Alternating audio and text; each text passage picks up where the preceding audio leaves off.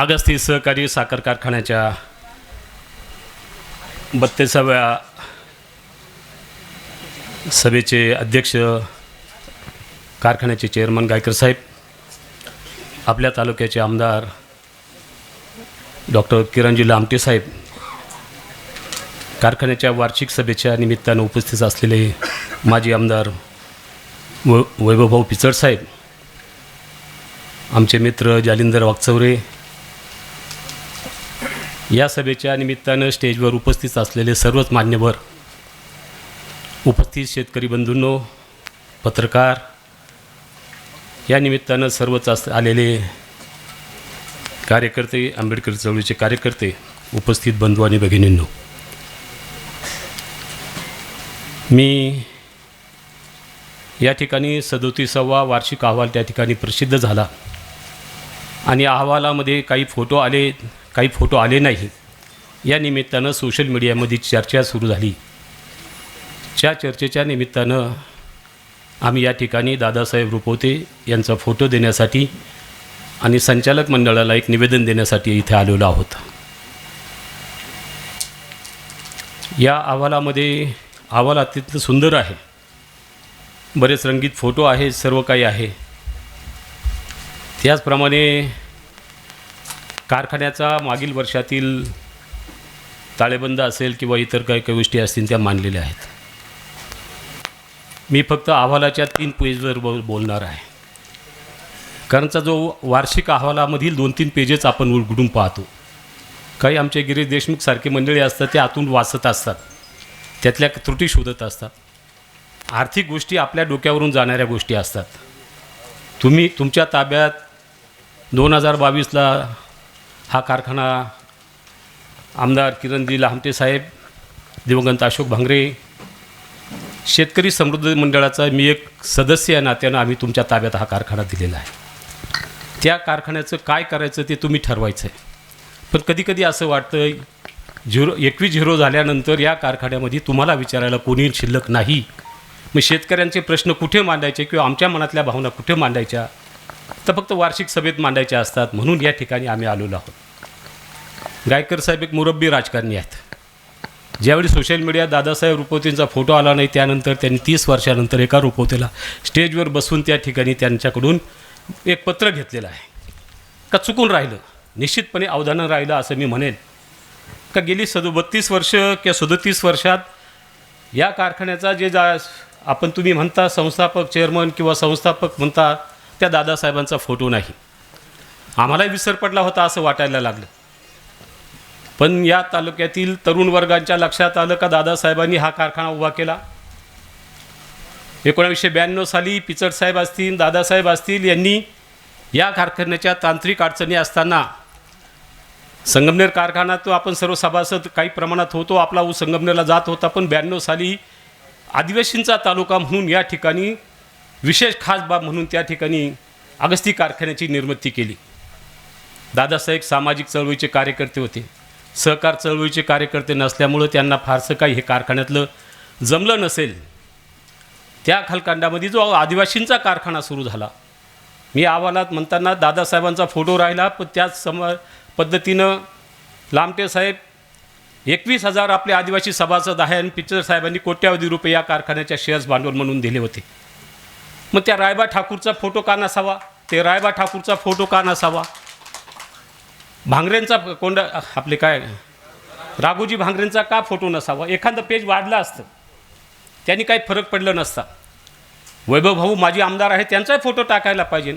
राजकारणाच्या पलीकडे जाऊन या कारखान्याचं चेअरमन किंवा राजकारणातले माजी आमदार खासदार असतील, त्यांचे फोटो टाकायला काहीच हरकत नाही असं माझं मत आहे.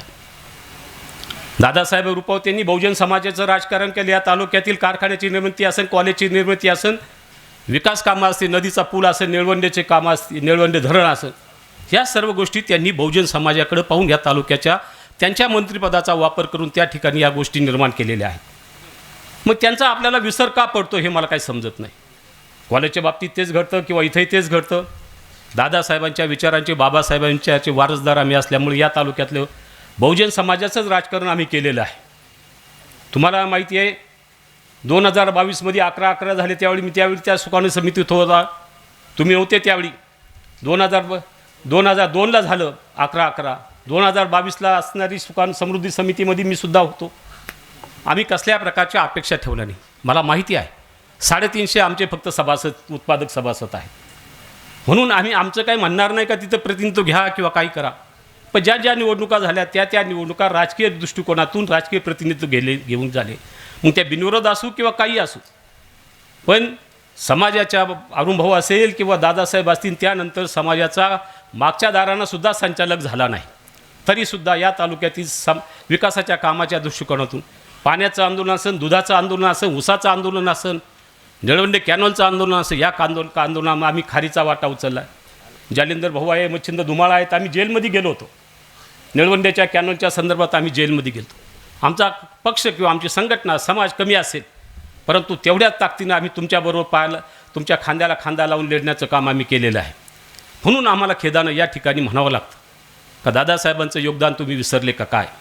आणि दादासाहेबांचा फोटो देण्यासाठी आम्ही सर्व या ठिकाणी आलेलो आहोत.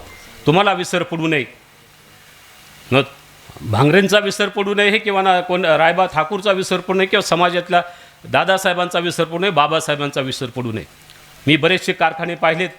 त्या कारखान्यात ज्या समाजाचं त्या ठिकाणी काही काम आहे त्या महापुरुषांचे फोटो वार्षिक अहवालामध्ये दिसतात.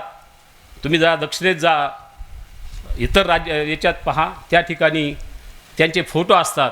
मग हा फोटो ठेवल्यानं काय विशेष खर्च आला असता. तसाही कारखाना आपला कोट्यावधी रुपये कर्जात आहे. कारखाना चालेल का नाही चालेल अशा प्रकारच्या चर्चा तालुक्यात शेतकऱ्यांच्या मनात आहे. ऊस कमी होण्याचं कारण तेच आहे. आपण त्या मागच्या वेळी आपण वार्षिक सर्वपक्षीय सभा घेतली होती. त्या सभेमध्ये सुद्धा आम्ही सर्वांनी सांगितलं होतं, गायकर साहेब काही जरी झालं तरी चालेल, किती कर्ज होऊ द्या, पण कारखाना चालला पाहिजे. कारखाना एकदा बंद पडला का नंतर तो सुरू होणार नाही. आणि त्या दृष्टिकोनातून तुम्ही जे काही प्रयत्न केले आणि त्या प्रयत्नाच्या तुम्ही जे प्रयत्न करता त्या प्रयत्नाला आम्ही समर्थन करण्यासाठी या ठिकाणी आलेलो आहोत. तुम्ही निश्चितपणे कर्ज किती होतं याची काळजी करू नका, परंतु शेतकऱ्याला भाव दिला पाहिजे, शेतकऱ्याला स्पष्ट पैसे मिळाले पाहिजेत, शेतकऱ्याचा ऊस बाहेर गेला नाही पाहिजे, या भावनेतून आपण या कारखान्याकडे पाहत आलेलो आहोत. आणि निश्चितपणे त्या दृष्टिकोनातून तुम्ही काम करावं यासाठी सभा आहे. तुम्ही आम्हाला माहिती आहे सहकार चळवळ पैशाला काय कमी पडणार नाही. राज्यात आणि केंद्रात दोन्ही ठिकाणी तुमच्याच पक्षाचे सरकार आहेत. आणि हे असताना पैसे मिळवण्याचं त्या संदर्भातले तुम्ही हा जिल्हा बँके असेल, राज्य सहकारी बँक असेल, या सर्व आणि तालुक्यातल्या जर सर्व आर्थिक संस्था तुम्हाला मदत करत आलेल्या आहेत. म्हणून त्याची काळजी न करता कारखाना चालला पाहिजे, शेतकऱ्यांना त्यांचे पैसे मिळाले पाहिजेत. 200 रुपयाचा काहीतरी फरक राहिलेला आहे तो त्या ठिकाणी दिला गेला पाहिजे. नेमकी काय भाव दिला पाहिजे, काय नाही झाला पाहिजे, किती ठरेल हे तुमचा विषय आहे, मंडळाचा विषयाचा अधिकार तुम्हाला दिला. पण तुम्ही असं करू नका का शेतकऱ्यांचं नुकसान होईल अशा प्रकारचं काही कृत्य करू नका. लोक सहन करण्याच्या पलीकडे जातात. विशिष्ट एका कालखंडामध्ये काही सहन करण्याच्या मर्यादा असतात. किती वर्ष झाले ते माहिती नाही. 37 वर्षाचा कालखंड हंगाम 32वा असेल तर त्या ठिकाणी जेवढं कमी पैसे काही कालखंडामध्ये आपण बरोबरीनं फक्त ऊस घेतला होता. पिचर साहेबांनी त्या ठिकाणी संगमनेरपेक्षा 1 रुपया का 10 रुपये 100 रुपये जास्त दिले होते. त्यानंतरच्या कालखंडामध्ये शेतकऱ्यांना मात्र पैसे मिळाले नाही. आजही आमच्या मनात या ठिकाणी बसलेल्या शेतकऱ्यांच्या मनात आहे कारखाना यावर्षी चालेल. तुम्ही प्रश्नचिन्ह निर्माण करता लोकांपुढं का चालवायचा कसा नाही. तुम्ही 21 लोक आहात, तुम्ही ठरवा. तुमच्याबरोबर आमदार साहेब आहेत, तालुक्यातील आम जनता सर्व शेतकरी आहेत. तुम्ही ठरवायचे, तुम्ही चालवण्याच्या संदर्भातली भूमिका घ्यायची. फक्त आमच्या ज्या भूमिका आहेत त्या भूमिका आम्ही सांगितल्या. कारखाना चालवण्याच्या संदर्भातली भूमिका असली पाहिजे. कारखाना चालवते असताना तुम्ही सन्मान दादासाहेबांचा नाही केला तरी चालेल, पण त्याचा अपमान करू नका, अवमान करू नका या ठिकाणी सांगण्यासाठी मी निश्चितपणे आलेलो आहे. मला माहिती आहे तुमच्याबरोबर गेली 25, 30, 40 वर्ष आम्ही काम करतो आहे. तुमचा नेहमीच आम्ही आदर करत आलेलो आहे. या आदरापोटीच आम्ही तुम्हाला सूचना देतो तर कसल्याही प्रकारचं राजकारण करू नका. माणसावर माणसं सोडण्याचंही काम करू नका. आमच्यावर तर सोडूच नका. आम्हाला माहिती आहे काही लोक आमच्याबरोबर येताना काही गोष्टी करत असतात, परंतु हे करत असताना मात्र समाजाला बरोबर घेऊन जाण्याची भूमिका असली पाहिजे. तुम्ही राजकीय कार्यकर्ते आहात पण सामाजिक अंग तुमच्याकडे असलं पाहिजे. तुम्ही सर्व समाजांना बरोबर घेतलं पाहिजे. त्यांच्या कार्यकर्त्यांना त्यांच्या प्रश्नांना ते काय बोलतात त्यांना त्या ठिकाणी बरोबर घेतलं पाहिजे. ही भूमिका असली पाहिजे. म्हणून मी काय फारसं बोलणार नाही. जे काय बोलायचं मी ते माझ्या निवेदनामध्ये दिलेलं आहे, आमच्या निवेदनात दिलेलं आहे. हे निवेदन मी वाचून दाखवतो. उत्कर्षताई असेल, रमेश अण्णा जगताप असतील, त्यांनी दादासाहेबांचा फोटो आणि हे निवेदन त्या आमदार साहेबांना आणि चेअरमन साहेबांना द्यावं अशी मी त्या ठिकाणी विनंती करतो. हे निवेदन आहे प्रति माननीय सीतारामजी गायकर साहेब, चेअरमन अगस्ती सहकारी साखर कारखाना अकोले अहिल्यानगर. विषय कर्मवीर दादासाहेब रुपवते यांचा अपमान झालेल्याबद्दल माननीय महोदय, आम्ही समस्त आंबेडकरी समाज आपल्या निदर्शनाचा आणून देऊ इच्छितो की कर्मवीर दादासाहेब रुपवते हे सन 1968 ते 68 काळात 78च्या काळात विधान परिषदेचे सदस्य होते. ते त्यानंतर 1972 ते 75, त्यानंतर 1977 ते 1978 या कालखंडात 2 वेळा महाराष्ट्र राज्याचे कॅबिनेट मंत्री म्हणून काम पाहिले आहे. त्यांच्याकडे समाजकल्याण, गृहनिर्माण, सांस्कृतिक, मत्स्य व्यवसाय, झोपडपट्टी विकास ही खाती होती. खरं तर मुंबईत राहणाऱ्या दादासाहेब रुपवते यांनी स्वतःच्या कर्तृत्वावर स्वतःचे अस्तित्व निर्माण केले होते. अकोले तालुक्यातून त्यांनी कोणती निवडणूक लढवली नाही. मुंबईत राहून राजकीय आणि सामाजिक ओळख निर्माण केली. मात्र तरी देखील आपल्या अकोल्याच्या मातीची त्यांची नाळ तोडली नाही.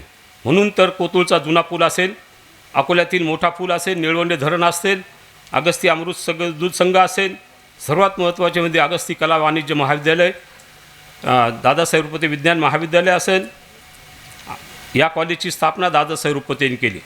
अकोले तालुक्यात अगस्ती कारखान्यासह तालुक्यासह महत्त्वाच्या सर्वच संस्थांमध्ये दादासाहेबांचा सिंहाचा वाटा राहिला आहे. म्हणून त्या तालुक्यातील खऱ्या अर्थाने ते कर्मवीर आहेत.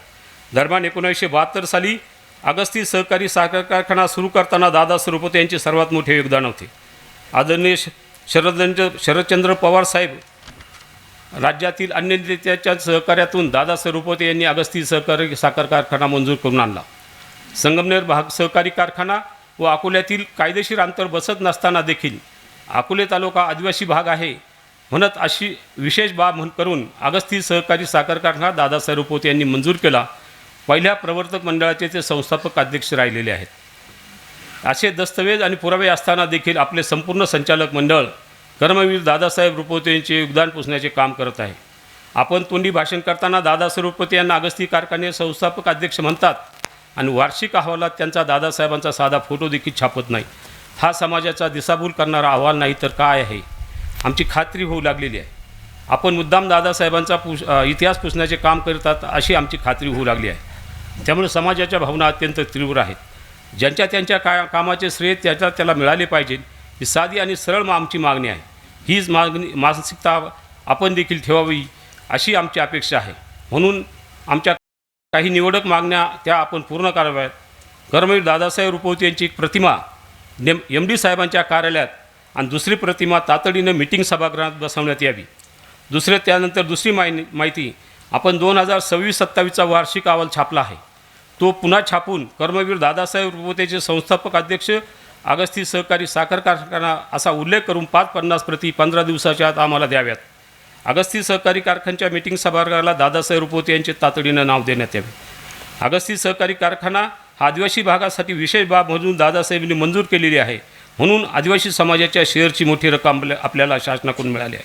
त्यामुळे वार्षिक सभेच्या अहवालात छापताना राघोजी भांगरे आणि रायबा जाधव, रायबा ठाकर या महापुरुषांचे फोटो अहवालात घेऊन ते छापावेत.